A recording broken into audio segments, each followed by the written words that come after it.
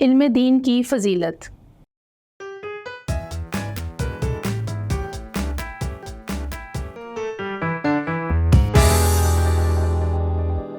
السلام علیکم عزیز طلباء و طالبات، میں آپ سب کو مون لائٹ انٹرنیشنل پبلشر کے ڈیجیٹل تعلیمی پلیٹ فارم پر خوش آمدید کہتی ہوں۔ آج ہم علم دین کی فضیلت کے بارے میں پڑھیں گے۔ دین اور دنیا کا آپس میں گہرا تعلق ہے۔ آخرت میں جزا اور سزا کا فیصلہ اسی دنیا میں کیے گئے اعمال پر ہوگا، اور آخرت میں کامیابی کے لیے ہمارے اعمال کا اللہ تعالیٰ کی ہدایت، احکامات اور تعلیمات کے مطابق ہونا ضروری ہے۔ اسی لیے علم دین کو حاصل کرنا فرض ہے۔ علم دین کی بنیادی علم دین جو ہے وہ حاصل کرنا تو ہر شخص کا فرض ہے، لیکن علم دین میں مہارت حاصل کرنے کے لیے اگر تمام افراد مختص نہیں بھی ہو سکتے تو کچھ افراد کا علم دین میں مہارت حاصل کرنا اور دوسروں کو سکھانا جو ہے وہ فرض ہے۔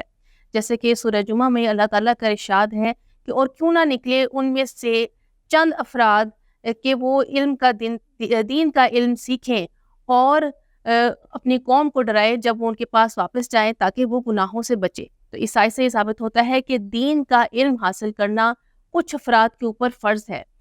اگرچہ تمام افراد جو ہیں وہ دین علم میں مہارت حاصل نہیں کر سکتے، اگر چند افراد بھی کسی بھی فرقے کے چند افراد علم دین میں مہارت حاصل کر لیتے ہیں تو وہ آگے دوسروں کو اس علم کے بارے میں سکھا سکتے ہیں۔ نبی کریم صلی اللہ علیہ وآلہ وسلم کا ارشاد ہے کہ جب اللہ تعالیٰ کسی شخص کے ساتھ بھلائی کا ارادہ فرماتا ہے تو اسے حکمت یعنی علم دین جو ہے وہ سکھاتا ہے۔ میں علم بانٹنے والا ہوں اور اللہ تعالیٰ علم عطا کرنے والا ہے۔ نبی کریم صلی اللہ علیہ وآلہ وسلم کا یہ بھی ارشاد ہے کہ علماء جو ہے وہ نبیوں کے وارث ہیں۔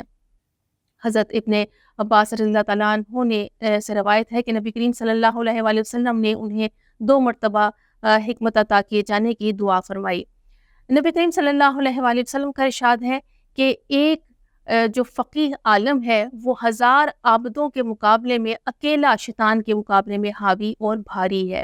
نبی کریم صلی اللہ علیہ وآلہ وسلم کا ارشاد ہے کہ ایک عالم کو ایک عابد پر 70 درجے زیادہ فضیلت ہے، اور ہر درجے کا درمیان اتنا فاصلہ ہے جتنا زمین اور آسمان کے درمیان فاصلہ ہے۔ حضرت عبداللہ ابن عمر رضی اللہ تعالیٰ عنہ سے مروی ہے کہ نبی کریم صلی اللہ علیہ وآلہ وسلم کا گزر ایک دفعہ مسجد میں سے ہوا جہاں 2 مجلسیں تھیں، تو نبی کریم صلی اللہ علیہ وآلہ وسلم نے دونوں کی تعریف کی اور فرمایا کہ ان میں سے ایک جو ہے وہ دوسری پر افضل ہے۔ ایک وہ جماعت رہی جو کہ اللہ تعالیٰ کا ذکر کر رہی ہے اور اس کی طرف متوجہ ہے۔ اب اللہ تعالیٰ چاہے تو ان کو عطا کرے اور چاہے تو ان کو عطا نہ کرے، اور دوسرے وہ لوگ ہیں جو کہ علم دین کو حاصل کر رہے ہیں اور جاہلوں کو سکھا رہے ہیں۔ تو اللہ تعالیٰ کے نزدیک وہ جو سیکھنے والی جماعت ہے وہ زیادہ افضل ہے، کیونکہ مجھے بھی معلم بنا کر بھیجا گیا ہے، اور پھر اس کے بعد سرکار دو عالم صلی اللہ علیہ وآلہ وسلم اس سے علم والی مجلس کے اندر بیٹھ گئے۔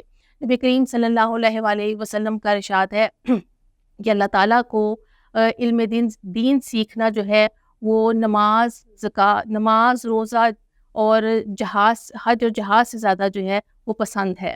نبی کریم صلی اللہ علیہ وآلہ وسلم کا ارشاد ہے کہ جو شخص علم حاصل کرتا ہے اللہ تعالیٰ اس کی مشکلات کو آسان کر دیتا ہے اور اس کو وہاں سے رزق دیتا ہے جہاں سے وہ گمان بھی نہیں رکھتا۔ اسی طرح حضرت عبداللہ ابن مسعود رضی اللہ تعالیٰ عنہ روایت کرتے ہیں کہ نبی کریم صلی اللہ علیہ وآلہ وسلم نے ارشاد فرمایا کہ علم سیکھو اور سکھاؤ، احکام سیکھو، فرائض سیکھو اور سکھاؤ، اور قرآن سیکھو اور سکھاؤ۔ میں عنقریب اس دنیا سے رخصت ہونے والا ہوں، اور عنقریب علم جو ہے اس دنیا سے اٹھتا چلا جائے گا، اور لوگ جو ہیں سر چڑھتے جائیں گے، اور ایک ایسا وقت آئے گا کہ جب 2 لوگ جو ہے کسی ایک فریضے کے بارے میں جھگڑیں گے تو ان کے درمیان فیصلہ کرانے والا کوئی نہ ہوگا۔ ان تمام آیات اور حدیث مبارکہ سے ثابت ہوتا ہے کہ علم دین کو سیکھنے کی بہت اہمیت اور فضیلت ہے، اور عالم کی فضیلت بھی جو ہے قرآن و حدیث سے ثابت ہے۔ اللہ تعالیٰ ہمیں علم دین کو سیکھنے اور اس میں مہارت حاصل کرنے کی توفیق عطا فرمائے۔ اللہ حافظ۔